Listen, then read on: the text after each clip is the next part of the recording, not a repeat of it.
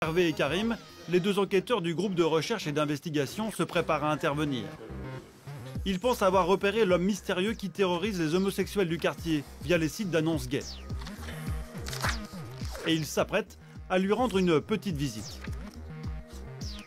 Voilà, c'est dans le 16e.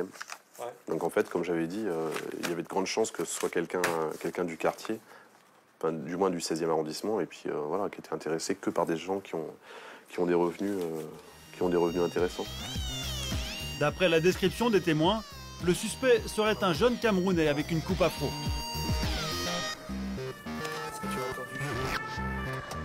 L'ordinateur avec lequel le suspect communique a été localisé dans un petit immeuble, à 2 pas du Trocadéro.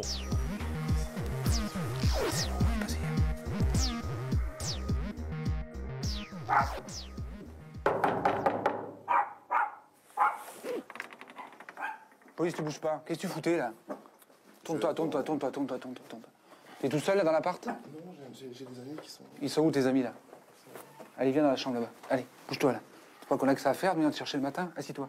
Je suis en train de dormir. Ouais, t'es en train de dormir, t'as eu le bordel comme depuis tout à l'heure? Le suspect semble partager l'appartement avec un ami. Et problème, il a les cheveux très courts. Prends tes chaussures et ton blouson, toi, et on prend l'ordinateur. Pas du tout le look afro décrit par les victimes. Après une fouille minutieuse, c'est Karim qui va trouver la clé du mystère. C'est quoi ça? C'est à qui ça? J'ai du monde qui... C'est à qui ça? Une cousine. À une cousine? Qu'est-ce que ça fait là? Elle a pas mal de ses vêtements. Visiblement, l'homme possède toute une collection de perruques. C'est à qui? C'est à ta copine? C'est à qui? C'est à qui? C'est à qui? C'est voilà, c'est ce qu'on cherchait. C'est pas grave. Depuis le départ. Mais d'ailleurs, tiens, tu vas descendre un peu mieux que ça. Alors attends. On va mettre ça ici. C'est reparti pour le commissariat. A tout de suite. J'adore quand on se déroule sans info. On va mettre un peu l'affiche dans le quartier. Malgré les perruques et les indices, aucune preuve qu'il s'agisse bien du mystérieux correspondant repéré grâce à son adresse internet. D'autant que l'homme et son ami nient tout en bloc face à Karim. Confortez-vous dans votre petit jeu. Non mais confortez-vous, c'est bien. Ah mais moi je ne dis rien, moi je ne dis rien, je pose des questions, vous me donnez des réponses. Moi je retranscris directement ce que vous me dites. Sur des questions où il y a des évidences, où il y a une logique, sur des questions où il y a des évidences et des logiques, vous répondez mais complètement à côté de la plaque alors qu'on a la preuve pour chaque. On a la preuve pour tout. Bonjour. Les policiers décident de convoquer les victimes pour une séance d'identification. On pense que c'est la bonne personne. C'est mets-toi avec ton copain ici là. Là, mettez ça. Au milieu. Voilà sur le côté. Voilà. Enlève ton manteau aussi. Le suspect est au centre avec le numéro 4. La première victime peut se présenter derrière la glace sans teint.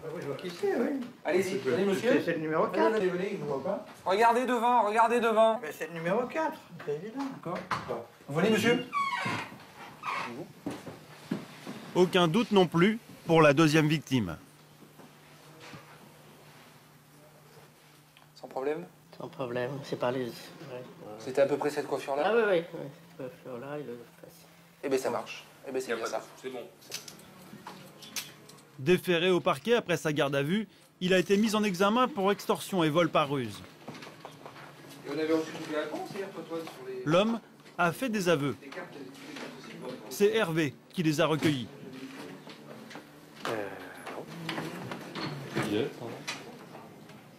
Voilà, donc au cours de sa dernière audition, il nous déclare « Je reconnais avoir agressé et menacé les victimes pour leur demander de l'argent.